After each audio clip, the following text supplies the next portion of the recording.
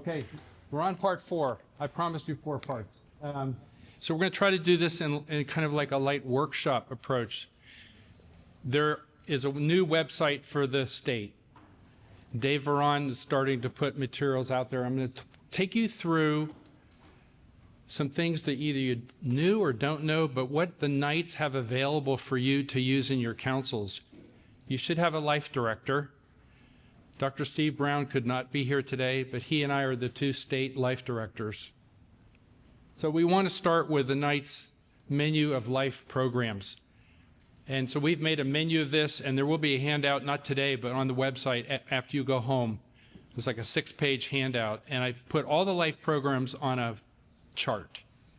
And if your council is unaware of any of these, you need to start doing something.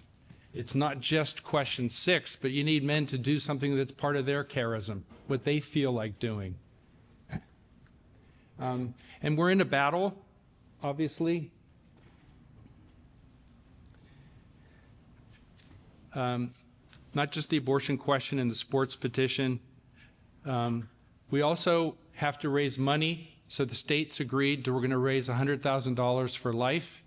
We have a poster for each council for you to take back, a foam core poster. Just like the seminarian raffle, we'll take you through this. We're going to run this raffle from the end of the seminarian raffle, which is tonight, I think, yes, through November. And we have 2 grantees already figured out. The first grantee will be Living Grace Homes, and I'll take you through that in a minute and explain it. We want you to use core programs in your council.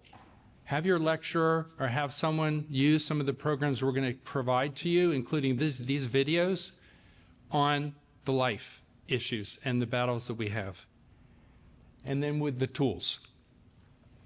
So this is the menu I talked to you about. It's too hard for you to read right here, but there are 12 programs on the national website. March for Life is one people know about. Ultrasound program you know about.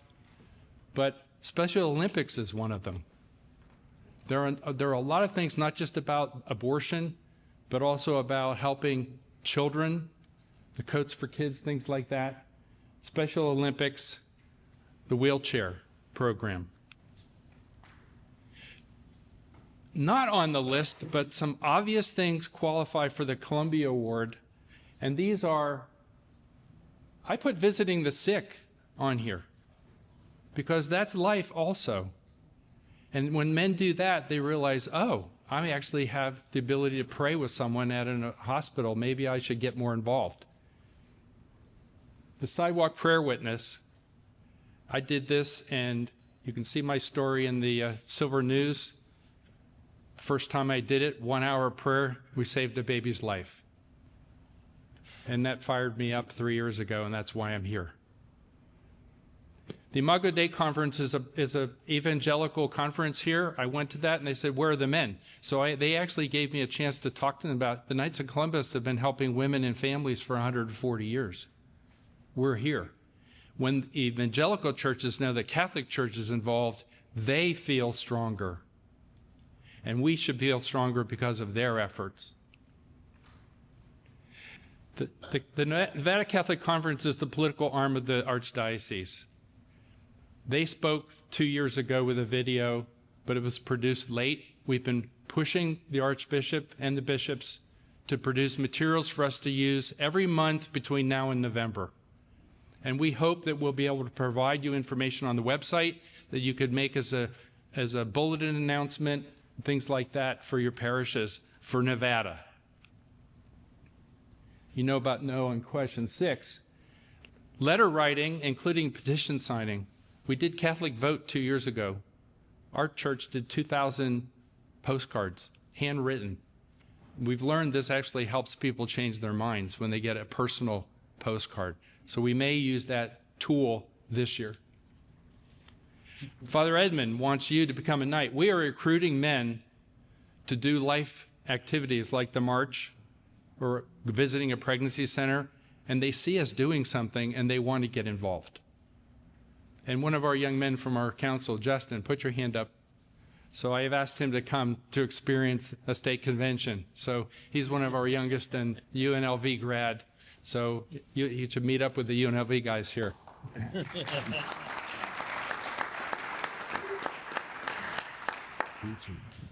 So we want to raise $125,000. $25,000 is for Living Grace Homes, and I'll take you through that. And the rest is going to be to build up the state fund. Our ultrasound account is only $3,000 right now. It costs $25,000 for the 50% local that you have to raise for one ultrasound. And First Choice, one of our 2 pregnancy centers, are going to do a mobile unit. So they need 2 ultrasounds. One parish has already raised the $25,000. We want to raise the other $25,000. So we flip from the Living Grace 2 months raffle, and we'll flip to Life Causes. So this is the poster you're going to receive. We have them in the back. I'd like you to sign just one per council. And we have these in small paper handouts too. So this is the new, up at the top, Ignite Life raffle. We want this to be an annual raffle for life causes for Nevada using the Zephy app. And this particular Living Grace Homes is not well known, but maternity homes are also eligible for ASAP, not just pregnancy centers. So they have a home that's been serving 40 women per year, homeless pregnant women, not abortive-minded, just homeless. And so you see the woman on the top left, out on the street. They have 2 houses right now. They bought the Archdiocese old maternity home in Henderson. When they renovate this, they'll be able to serve 90 more women each year. It's a massive expansion. They first need a security system on the one building that's going to be retained. And that costs $25,000. And that's what we're trying to raise in 2 months, so they can get that security system, so they can protect the renovation. And there's some really good prizes. So pregnant and homeless, they help the women, and they end up getting their high school degrees. They learn to be good parents. They have house mothers in these buildings, changing their lives. And this is the building in Henderson. And we've had several men from our parish do cleanup and volunteer. So you know about the ultrasounds. We're trying to also raise money for an ultrasound. So we have a checklist for you to try to figure what every council should try to do. We'll have a handout which we'll make available to you, and then you need to get someone in your council to be our point person so we can interact, because these activities change, and there are new materials and new things happening every month as we get to November. So that's the talk.